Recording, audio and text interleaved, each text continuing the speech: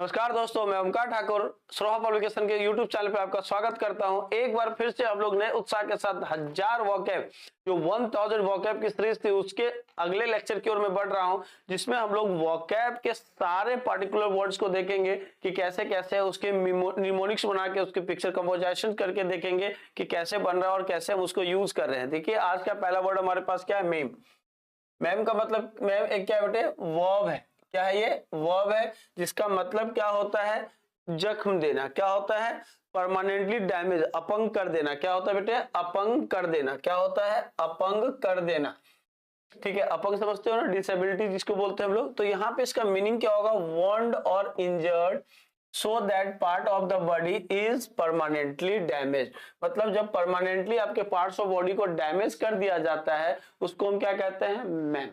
क्या कहते हैं? मैम। क्या कहते हैं बेटे? मैम कहते हैं।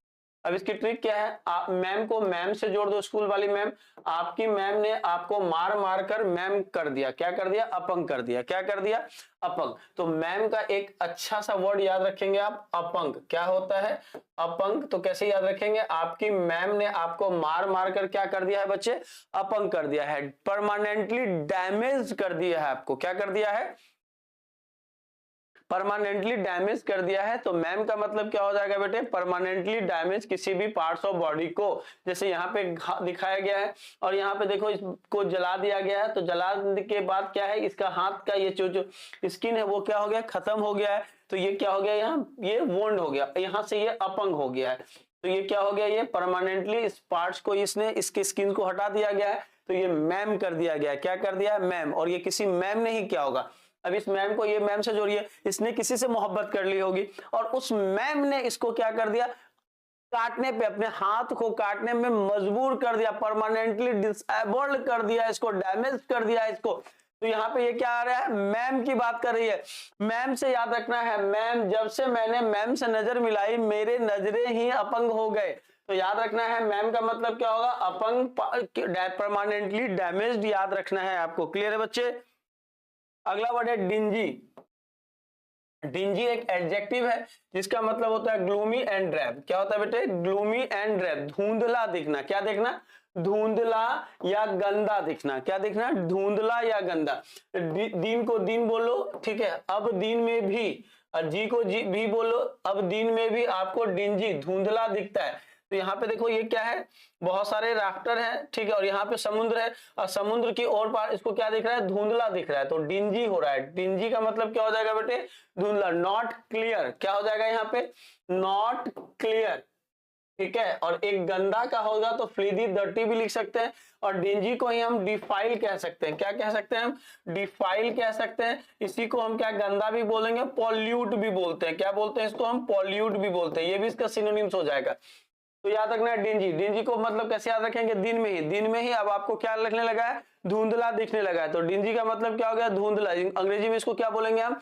ग्लूमी या ड्रैब। क्या बोलेंगे? DRAB। ड्रैब का मतलब भी क्या होगा? गंदा होगा। क्लियर है बच्चे? यहां तक? यहां तक में कोई प्रॉब्लम हो तो बता सकते हैं सर प्रॉब्लम है। अगला बेटे बेटे बैलिकॉज। क्या है बेटे? बैलिकॉज, BELICOZ, बैलिकॉज। अब बैलिकॉज का मतलब होता है बैलीग्रैंड, झगड़ालू। क्या होता है बेटे? झगड़ालू, जिसको हम कैंटन कैरियस भी कहते हैं। क्या कहते हैं? कैंटन कैरियस। कैंटन कैरियस को कैसे याद रखेंगे आप? कैंटीन में दो लड़कियां आपस में झगड़ने लगी इसलिए वो झगड़ालू हो गए। क्वारलसम बोल सकते हैं इसको। क्या बोल सकते हैं हम? क्वारलसम। इसी को बैलीग्रैंड भी बोलते हैं। तो बैलीग्रैंड यहाँ लिखा हुआ ही है। तो बैलीग्रैंड का मतलब भी क्या होता है? झगड़ना, झगड़ालू। क्या हो जाएगा बेटे? झगड़ालू। बैलीकोज, बिल्ली। अब बैली को क्या जोड़ दो? बिल्ली से। कोज को जोड़ दो ग्लूकोज। बिल्ली को ग्लूकोज बिल्ली ग्लूकोज पीकर क्या हो गई? बैलीकोज हो गई, झगड़ालू हो गई। ये भी बिल्ली को मैंने ग्लूकोज पिला दिया, ये भी बिल्ली को ग्लूकोज पिला दिया। अब ये दोनों आपस में क्या करने लगे? झगड़ा करने लगे। तो इसको हम क्या बोल दिया? बैलीकोज। मैंने बिल्ली को ग्लूकोज पिला दिया इसीलिए दोनों क्या होने लगी है? झगड़ालू हो गई। तो बैलीकोज का मतलब क्या हो जाएगा बेटे? झगड़ालू। क्लियर है यहां तक? बोलिए एक बार, क्लियर है? अगला वर्ड है बेटे एक्सटॉल। एक्सटॉल का मतलब क्या होता है? Xtall, extra tall. इसका मतलब होता है प्रेज करना, प्रशंसा करना। क्या होता है? एडमायर। क्या हो जाएगा बेटे? एक्सटॉल का मतलब क्या होगा? प्रेज करना, प्रशंसा करना।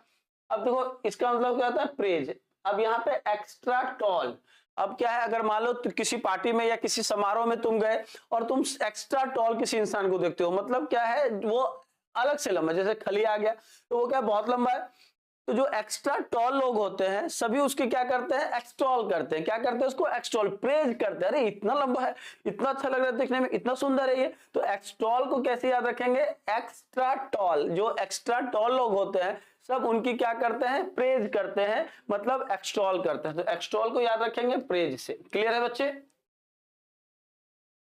ये किसी भी पार्टी का है सीन है जिसमें देखिए विदेशी महिला, यहाँ पे एलिजाबेथ भी है, और एलिजाबेथ के पार्टी में एक बहुत सी लंबी लड़की आ गई जो एक्स्ट्रा टॉल है, इन सभी से ज्यादा टॉल है, तो इसको लोग क्या कर रहे हैं, एक्सटॉल कर रहे हैं। क्या कर रहे हैं बेटे, एक्सटॉल कर रहे हैं, मतलब इनकी क्या कर रहे हैं, सारे प्रेज कर रहे हैं कि काश अगर मैं भी क्या होता, ऐसा होता, इतना लंबा होता, तो मैं ये करता वो करता। क्लियर है यहाँ पे?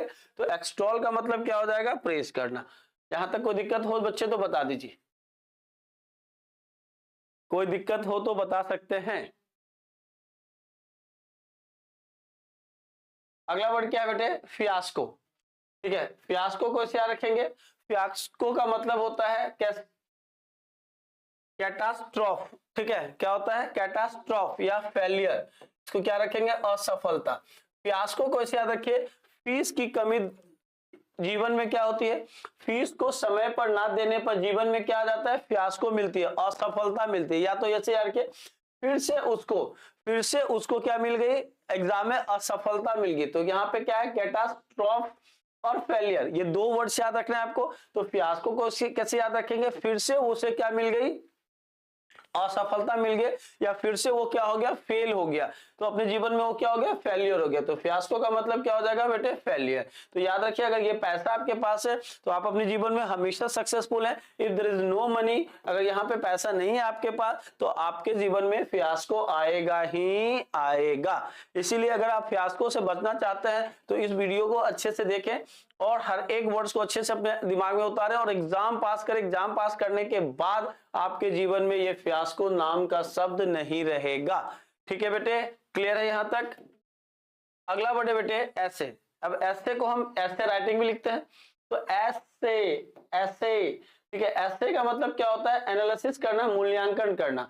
आप ऐसे लिखकर अपने टीचर से ऐसे करा सकते हैं, तो मतलब अपना मूल्यांकन करा सकते हैं। तो ऐसे का मतलब क्या हो जाता है, मूल्यांकन करना, ऐसे करना, एनालिसिस, इसको हम लोग यूज करेंगे। ठीक है, क्लियर है यहां तक?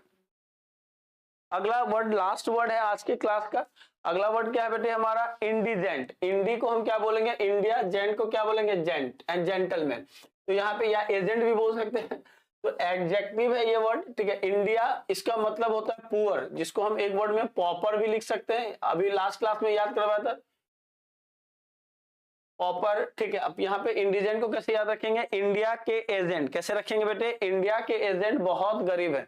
अब जितने भी इंडियन एजेंट होते हैं वो सारे क्या होते हैं, बहुत गरीब होते हैं। तो इंडिजेंट का मतलब क्या हो जाएगा, पुअर होगा। क्या हो जाएगा, पुअर होगा। क्लियर है? इंडिजेंट का मतलब क्या हो जाएगा बेटे, पुअर होगा। यहां तक में कोई दिक्कत हो तो बता सकते हैं सर दिक्कत है, कोई भी एक दिक्कत हो तो आप बता सकते हैं सर दिक्कत है। ठीक है, आज के लिए इतने ही वर्ड्स काफी हैं। आप सारे वर्ड्स को अच्छे से पढ़ेंगे, समझेंगे। अगर किसी वर्ड्स में कोई प्रॉब्लम आ रही होगी तो आप कमेंट बॉक्स में जरूर करेंगे। मिलते हैं अगले क्लास में। Bye bye, take care, all the best, जय हिंद, जय भारत।